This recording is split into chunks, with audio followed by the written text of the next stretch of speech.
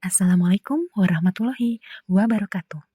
Perkenalkan, kami adalah mahasiswa PPG Prajabatan Gelombang 2 tahun 2023 Pendidikan Guru Sekolah Dasar akan menanggapi beberapa kasus yang terjadi di ruang kelas pada mata kuliah pemahaman peserta didik. Kasus pertama yaitu bayangkan jika Anda adalah seorang guru matematika di kelas 7. Saat ini Anda hendak menyampaikan materi mengenai matematika sosial, yakni mencari nilai rata-rata atau MEAN. Untuk memudahkan peserta didik dalam memahami pembelajaran, Anda mencoba untuk membuat urutan atau langkah-langkah yang perlu diikuti oleh peserta didik agar dapat mencari nilai rata-rata pada sebuah soal. Anda meminta kepada peserta didik untuk mengerjakan soal yang Anda berikan. Hasilnya, peserta didik mampu mengerjakan dengan benar sesuai dengan langkah yang telah Anda siapkan. Beberapa saat kemudian, Anda meminta kepada peserta didik untuk mengulangi soal yang sama tanpa melihat urutan pengerjaan soal, dan peserta didik mampu mengerjakannya dengan benar. Menurut Anda, apa yang membuat peserta didik mampu mengerjakan soal dengan baik pada percobaan kedua tanpa melihat urutan atau langkah pengerjaan soal? Menurut saya dan kelompok saya, beberapa hal yang membuat peserta didik mampu mengerjakan soal dengan baik pada percobaan kedua dikarenakan adanya interaksi atau kegiatan yang dilakukan secara berulang, karena di sini guru memberikan soal yang sama pada setiap percobaan dengan menggunakan urutan atau langkah-langkah yang sama dan harus diikuti oleh peserta didik. Dengan hal tersebutlah maka peserta didik mampu melaksanakan dan mengerjakan tugas dengan baik, sehingga membuat peserta didik mampu melaksanakan dan mengerjakan tugas dengan baik sehingga membuat peserta didik mencapai perilaku sesuai dengan yang diharapkan. Sebagai seorang calon guru, dalam kegiatan belajar yang seperti apa metode di atas dapat diterapkan? Elaborasi jawaban Anda dengan menyertakan teori yang berkaitan. Menurut kelompok kami, sebagai calon guru, kegiatan belajar di atas dapat dilakukan dengan menerapkan metode demonstrasi. Sebab, pada langkah pembelajarannya, guru memberikan contoh dan melakukan percobaan sebanyak 2 kali. Kegiatan belajar di atas juga menerapkan teori belajar behavioristik, karena fokus dari kegiatan belajar tersebut yang terlihat adalah mengubah perilaku peserta didik yang sebelumnya belum bisa menyelesaikan soal materi mencari rata-rata hingga bisa menyelesaikan soal tersebut melalui 2 kali percobaan. Adanya proses pengulangan ini juga menumbuhkan kemampuan terampil peserta didik dalam menguasai materi mencari rata-rata atau MIN. Selanjutnya masuk ke dalam kasus kedua. Rina adalah seorang guru di kelas 1 sekolah dasar. Sebagian besar peserta didiknya belum bisa berhitung dengan lancar. Rina sedang memikirkan cara yang sesuai untuk membantu setiap peserta didik menyelesaikan tantang belajarnya. Menurut Anda, apa yang dapat Rina lakukan untuk membantu peserta didiknya sesuai dengan tahapan perkembangan usia? Menurut pendapat kami, untuk membantu peserta didik agar dapat berhitung dengan lancar sesuai dengan tahap perkembangan usianya adalah dengan mencari metode ajar matematika yang dapat diimplementasikan pada peserta didik. Salah satu metode ajar matematika yang dapat diimplementasikan pada peserta didik usia kelas 1 sekolah dasar adalah metode jaritmatika. Metode ini merupakan cara melakukan perhitungan menggunakan jari tangan. Karena peserta didik kelas 1 sekolah dasar umumnya belum bisa menggunakan alat bantu hitung lainnya, maka menggunakan jari tangannya sendiri merupakan cara yang tepat digunakan. Meskipun menggunakan jari tangan, metode ini dapat melakukan proses perhitungan kabataku, kali bagi tambah kurang dengan mudah. Metode yang bisa digunakan selanjutnya dengan menggunakan media pembelajaran yaitu kantung bilangan. Media tersebut dapat membantu peserta didik menghitung secara konkret. Dengan memasukkan jumlah benda yang berbeda ke dalam 2 kantung, Lalu siswa mencoba untuk menghitung jumlah benda yang ada di dalam kantong tersebut.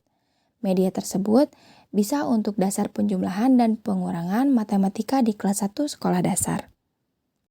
Mengapa Anda menyarankan hal tersebut?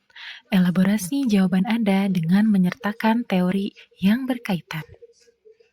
Ya, kami menyarankan hal tersebut karena merupakan salah satu cara yang sederhana, di mana peserta didik dapat memahami konsep pembelajaran hanya dengan menggunakan anggota tubuhnya. Selain itu, juga dengan cara ini, peserta didik khususnya kelas 1 yang masih harus mengenal diri sendiri dapat mengetahui bahwa anggota tubuhnya itu memiliki kegunaan dan manfaat yang luar biasa baiknya. Adapun teori belajar yang berkaitan dengan pembelajaran tersebut adalah teori belajar kognitif. Hal ini dikarenakan materi yang diajarkan adalah untuk mengembangkan pengetahuan dan pemahaman peserta didik dalam melakukan perhitungan dasar.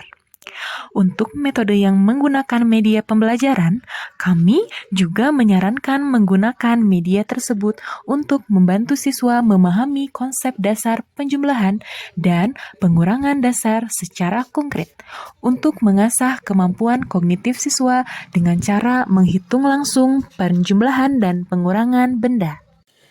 Terakhir, masuk pada kasus ketiga. Made adalah seorang guru yang mengajar di salah satu sekolah negeri wilayah Bali. Ia mengampu mata pelajaran bahasa Indonesia. Ia hendak mengajarkan materi teks deskripsi pada peserta didiknya.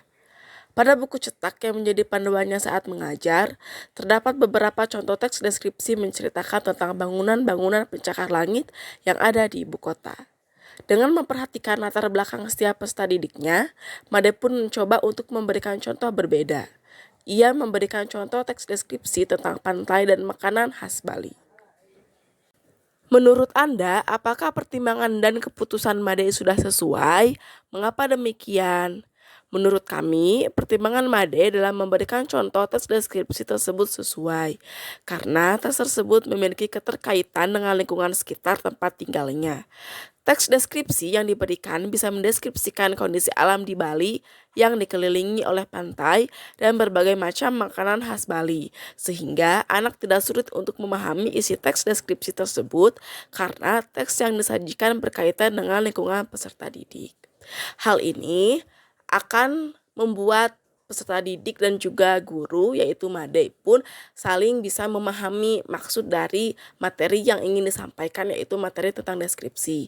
Karena apabila Made terus membahas tentang pencakar langit, tentunya itu tidak akan berpengaruh baik kepada peserta didiknya, karena anak-anak di Bali yang biasanya melihat pantai dan makanan khas Bali tiba-tiba harus memikirkan, mendeskripsikan gedung pencakar langit yang mana dia tidak pernah melihat sebelumnya dan bahkan tidak pernah mendengar, itu akan menyulitkan bagi peserta didik untuk mendeskripsikannya, karena mungkin kalaupun mendeskripsikannya ia hanya bisa dengan melihat tayangan-tayangan di TV ataupun lewat artikel-artikel yang ada di website, sehingga itu tidak begitu terlalu kontekstual bagi anak-anak peserta didik yang tinggal di Bali.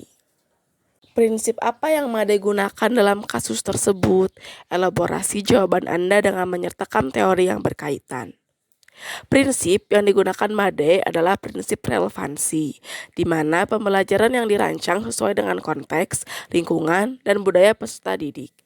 Prinsip yang digunakan ini sejalan dengan teori konstruktivisme, di mana teori konstruktivisme dapat membangun pemahaman dan memahami informasi secara aktif sepanjang proses pembelajaran. Dalam sudut pandang ilmu psikologi, konstruktivisme dikenal sebagai pendekatan yang memandang bahwa setiap individu dapat membangun pemahaman serta pengetahuan mereka sendiri melalui berbagai pengalaman yang telah dimiliki. Teori ini juga mendorong peserta didik dalam menggunakan pengalaman dan pengetahuannya untuk memecahkan masalah yang dihadapinya. Selanjutnya, peserta didik juga dapat membangun pengetahuannya sendiri sebagai hasil dari pemahamannya terhadap masalah yang sedang dihadapi. Demikian adalah penjelasan mengenai kasus nomor 3. Pendidikan adalah usaha sadar dan terencana untuk mewujudkan suasana belajar dan proses pembelajaran agar peserta didik secara aktif mengembangkan potensi dirinya untuk memiliki kekuatan spiritual keagamaan, pengendalian diri, kepribadian, kecerdasan, akhlak mulia, serta keterampilan yang diperlukan dirinya, masyarakat, bangsa, dan negara.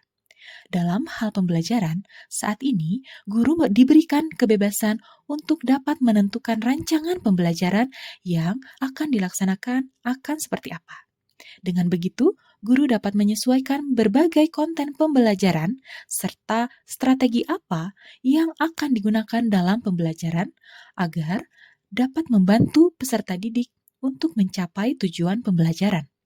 Pelaksanaan pembelajaran haruslah disesuaikan dengan karakteristik dan juga kebutuhan dari peserta didik.